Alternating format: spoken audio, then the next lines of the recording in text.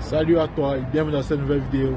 Aujourd'hui, on va parler d'un sujet fondamental mais souvent négligé, l'équilibre entre être et faire. On vit dans une société qui valorise énormément l'action, la productivité et parfois on se sent coupable de simplement prendre du temps pour nous, pour ressentir, pour exister. Pourtant, c'est justement en équilibrant ces deux aspects qu'on peut vraiment s'épanouir. Alors, comment faire? C'est ce qu'on va voir ensemble. La société du faire. Depuis notre plus jeune âge, on nous apprend que notre valeur repose sur ce qu'on accomplit, bonne note, diplôme, carrière, objectif. On mesure notre succès en fonction de ce qu'on produit. C'est ce qu'on appelle la mentalité du faire.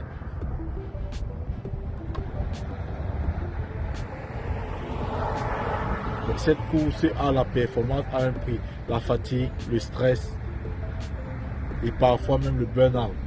On finit par vivre en mode pilotage automatique, toujours en train de penser à la prochaine tâche sans jamais vraiment savourer l'instant présent. L'importance de l'être.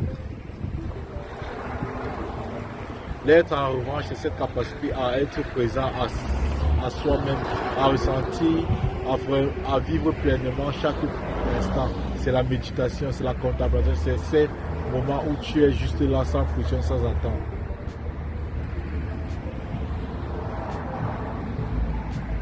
Certaines traditions spirituelles comme le bouddhisme ou la philosophie stoïcienne mettent l'accent sur cette idée que notre valeur ne vient pas seulement de ce que l'on fait, mais de ce que l'on est. Alors, comment trouver l'équilibre? Alors, comment trouver l'équilibre entre ces deux pôles? Voici quelques conseils concrets. Planifier du temps pour ne rien faire. Intègre dans ton emploi du temps des moments de pause, sans pression, sans culpabilité. Pratique la pleine conscience et c'est la méditation, la respiration consciente, c'est bon l'observation de ce qui t'entoure. Redéfinis ta valeur. Rappelle-toi que tu n'es pas qu'une somme d'actions et de réussites. Tu as de la valeur simplement en existant. Trouve un rythme qui te correspond. Certains jours, tu auras de bonnes actions, d'autres de repos. Écoute-toi. Témoignage et cas pratique. Personnellement, j'ai longtemps été pris dans cette spirale du faire jusqu'à ce que je réalise que j'étais en train de passer à côté de l'essentiel. Depuis que j'ai commencé à intégrer plus de temps d'être dans ma vie, je me sens beaucoup plus aligné et heureux. En conclusion,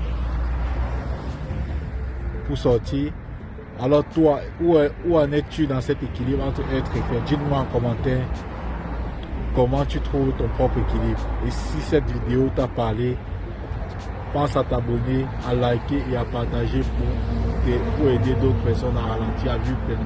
Merci d'avoir regardé et à très bientôt.